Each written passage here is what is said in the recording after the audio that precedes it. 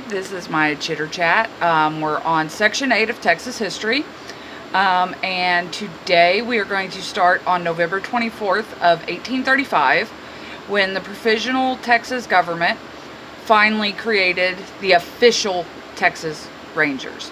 It was 50 plus men, and they were originally put up to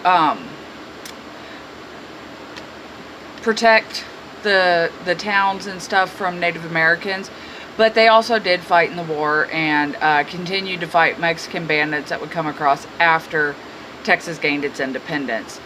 And yes, they did take the original name that Stephen F. Austin had given the few men that he had hired way back. I think it was like section 3. Now in 1836, things start getting tense.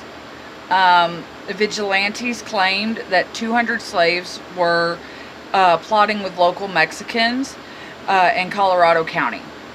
Now, note here that I say Mexicans and not Tejanos, because there were several Tejanos who fought with the Anglo-Texans for independence from Mexico. And the difference the only difference between a Texan and a Tejano in this connotation pretty much is the color of their skin. Texans were Anglos and freedmen of color that did not want Mexico ruling them, and Tejanos were of Spanish descent who did not want Mexico ruling them, so they put in with the Texans. Now, most people believe that this plot that the vigilantes claimed was going on was mainly just an excuse to get the Mexicans off that bit of land so that they could have that land, and so that the Mexicans would no longer be in Texas. And then on February 23rd, 1836, the siege of the Alamo begins. The Alamo is sad. It's really sad, at least to Texans. There were 200 volunteers, and they included Davy Crockett, who was a frontiersman and a congressman, who was very famous for saying, "You may all go to hell and I will go to Texas." William B. Travis, and James Bowie, the guy who made the Bowie knife. Now, it's a little off topic, but not known for their complete historical accuracy, I still highly recommend seeing both Alamo movies, the one with John Wayne and the one with the girl with the big lips ex-husband. Angelina Jolie's ex-husband, who is Billy Bob Thornton, I think. Yeah. I do recommend seeing both of those because they are really good, and they do capture the emotion if they're not 100% accurate, but they do capture the emotion of what that siege, the emotion that siege gave the Texan army. And then on March 2nd, 1836, the Republic of Texas actually became a thing.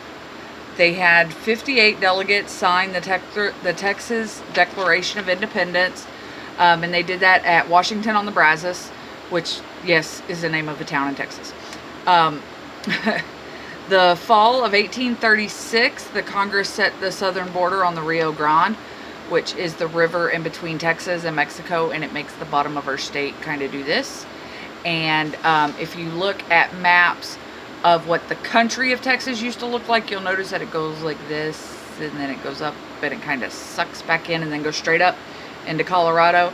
That's because they went ahead and finished following, so you can see my finger, so finished following the Rio Grande, and then it just goes a straight line like that, and then it comes down into Oklahoma and Arkansas and all that.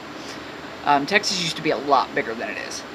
Anyway, the Constitution that they had signed restricted rights for people of color, so that all the freemen that were actually fighting in this war would not have rights whenever they got out, which is really freaking sad when you think about it.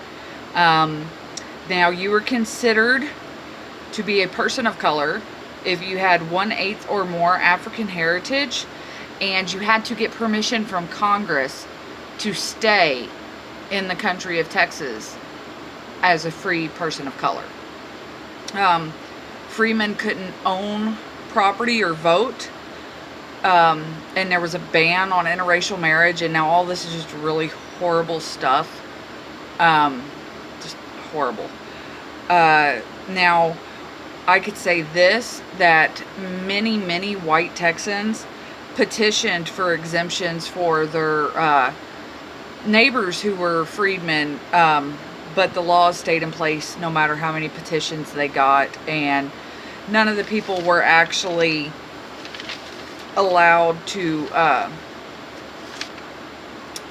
have the rights that everybody else had, which is a really sad, crappy state of affairs, because a lot of these people were fighting for their country that they were trying to build, and they could not be legally a part of it, which sucks. And on that kind of downer note, I will leave you off here, and we are going to start section 9, which will finish telling you about the Alamo and finish you out through the Texas Revolutionary War. And we will be done with this section, and then we will start on Texas as a republic. Don't forget to be awesome. Y'all have a great day. Love y'all. Bye.